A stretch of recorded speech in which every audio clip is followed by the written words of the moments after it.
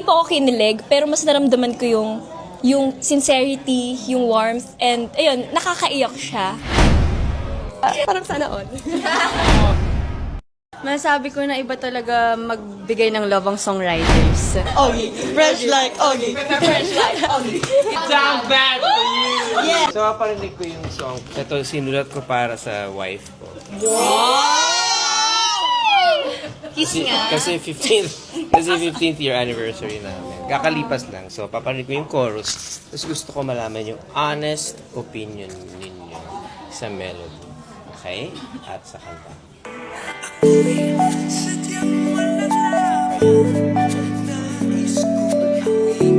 Sige na. Lapit na yung melody.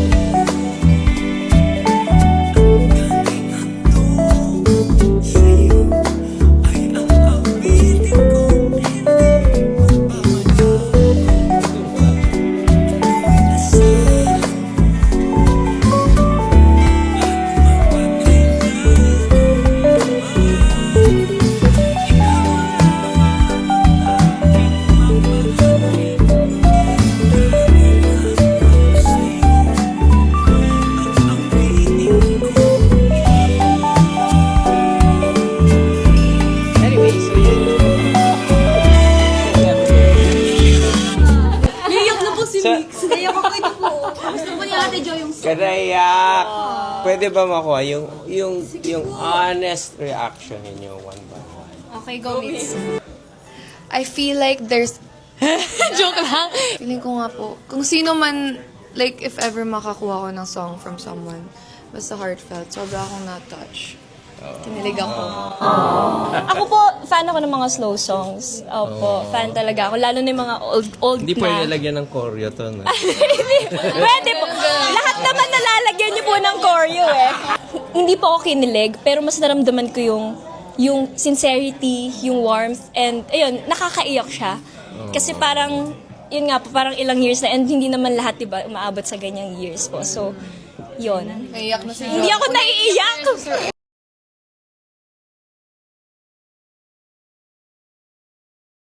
Uy, ano yun? May gano'n. Ako po, feeling ko po, pag ako po si Miss Regine, ihahag po ka na sobra higpit. Na sobra higpit. Hindi ko naiyak si Miss Regine nung pinakinggan niya po yun. Medyo naiyak. Ano po ba yun? Pagkagising, tapos pinarinig yun sa kanya. Hindi. In-interview ko na siya.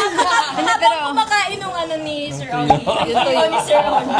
Ako po, yun nga po, na-feel ko po yung love talaga, yung genuine na love. Kasi mafe-feel niyo po yun pag sa song po, di ba? Pag binuhos niyo po yung heart niyo talaga sa paggawa. And sana po makahanap po kami ng parehas po sa inyo. Huwag masyado 15 years. Kailangan mas matangkad ng konti. But thank you. Super heartfelt. Tapos parang hindi po kayo 15 years, parang 15 minutes ago lang po kayo naging girlfriend, boyfriend. Super sweet, super fresh. Fresh. Like you po, sir. Fresh like doggy. Ay, fresh like Ogie. Fresh like Ogie. Fresh like Ogie. Ako naman po, parang siguro mas ano ako like na-curious ako, ano kaya feeling na may ganong kind of love kang nare-receive. Tapos parang, ayun, na-feel ko talaga yung sincerity and wala, parang sana all.